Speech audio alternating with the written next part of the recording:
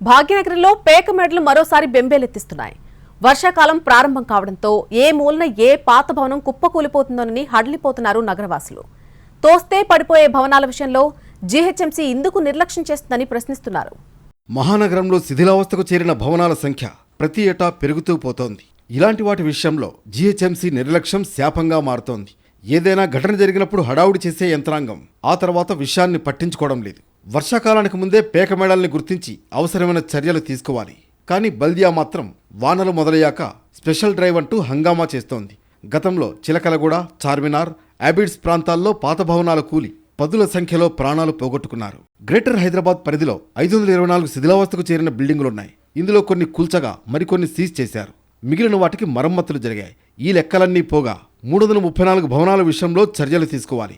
చార్మినార్, సికింద్రాబాద్ జోన్లలోనే ఎక్కువగా ఉన్నాయి. భారీ వర్షాలు కురిసినా లేదంటే 2-3 రోజులు నాన్ స్టాప్గా వానలు పడ్డా ఇవి కూలిపోయే ప్రమాదం ఉంది. అయితే టౌన్ ప్లానింగ్, ఇంజనీరింగ్ అధికారుల మధ్య సమన్వయం లేకపోవడం వల్లే ఇలాంటి బిల్డింగుల్ని గాలికి వదిలేశారని ఆరోపిస్తున్నారు. పాతకాలం కట్టినటువంటి బిల్డింగ్లు రెంటల్లో కిరాయికుంటున్నారు అనేక మంది. మరి అక్కడ చిన్న చిన్న షాపులు లాంటివి కూడా ఉన్నాయి. అటువంటి ప్రదేశాల్లో వర్షం పడితే ఏ రోజైనా సరే పూర్తి స్థాయిలో కూలిపోయి ప్రమాదాలు జరిగేటువంటి పరిస్థితి ఉన్నా కూడా వర్షాకాలంలో జరిగేటువంటి ఇబ్బందులు ప్రతి సంవత్సరం కూడా అనేక మంది ప్రాణాలు పోతున్నప్పటికీ కూడా జిహెచ్ఎంసీ అధికారులు ఎటువంటి చర్యలు తీసుకోకుండా మొద్దు నిద్రపోతున్నటువంటి సందర్భాన్ని మనం చూస్తూ ఉన్నాము. మరోవైపు శిథిలమైపోయిన భవనాల్లోనే కొన్ని కుటుంబాలు ఇప్పటికీ ఉంటున్నాయి. ఖాళీ చేయించాలని ప్రయత్నించినా వారు కదలడం లేదు.